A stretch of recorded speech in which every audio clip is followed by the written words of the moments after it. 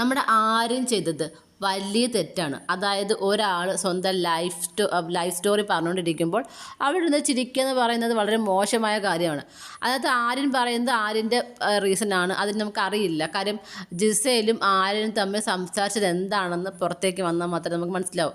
പക്ഷെ നമ്മൾ ആ എപ്പിസോഡ് കാണുമ്പോൾ മനസ്സിലാവുന്നത് ആര്യൻ ചിരിക്കുന്നുണ്ട്, ജിസയിൽ പറയുന്നത് ബാക്കിൽ പോയിരിക്കുന്നു അല്ലെങ്കിൽ ചിരിക്കാതിരിക്കുന്നൊക്കെ പറയുന്നുണ്ട്. അത് നമുക്ക് മനസ്സിലാവുമല്ലോ. പക്ഷേ ആരും ചിരിക്കുക തന്നെയാണ് ചെയ്യുന്നത്. അത് ആരും പറയുന്നതുകൊണ്ട് ഞാൻ ചിരിച്ചത് തന്നെയാണ്. കാരണം എനിക്ക് പെയിൻ വന്നപ്പം ചിരിക്കാനാണ് തോന്നിയത് എന്ന് പറയുന്നു. പിന്നെ പലർക്കും പല രീതിയാണ്, നമുക്കറിയില്ല. അത് നമുക്ക് എന്തായാലും വീക്കെൻഡിന് മാത്രമേ തെളിയത്തുള്ളൂ. അപ്പം ഞാൻ പറഞ്ഞ ഇത്രയേ ഉള്ളൂ. ആരും ചെയ്തത് വളരെ മോശമാണ്. പക്ഷെ അതിലും വലിയ ചെറ്റത്തരമാണ് നമ്മുടെ അഭിലാഷും ഒന്നിയിലും പറഞ്ഞത്. എന്തുവാടെ ഇവർ പറയുന്നതൊക്കെ. എനിക്ക് പ്രത്യേകിച്ച് ആ ഒന്നിയിൽ ഇതേപോലെ രണ ഫാത്തിമയുടെ ബോയ് ഫ്രണ്ടും രണയും ആയിട്ടുള്ള ആ രീതി സംസാരിക്കുന്നതും അവർ ചേർത്ത് പറയുന്ന ഒരു വേർഡ് എനിക്ക് ഭയങ്കര ആലോചിച്ചതായിട്ട് തോന്നി. ഇയാളൊക്കെ എന്താണ് ഈ വാഗൊണ്ടുള്ള ഭക്ഷണം കഴിക്കുന്നത് ഞാൻ ആലോചിച്ച് പോയത്. എന്തൊരു മനസ്സാണ് ഇവരുടെയൊക്കെ. സത്യം പറഞ്ഞാൽ ഒന്നിയിലൊക്കെ നല്ല കുശുമ്പുണ്ട്. അതായത് അയാൾക്കൊക്കെ ഇത്രയും പ്രായമായിട്ടാണ് വരാൻ പറ്റിയത്.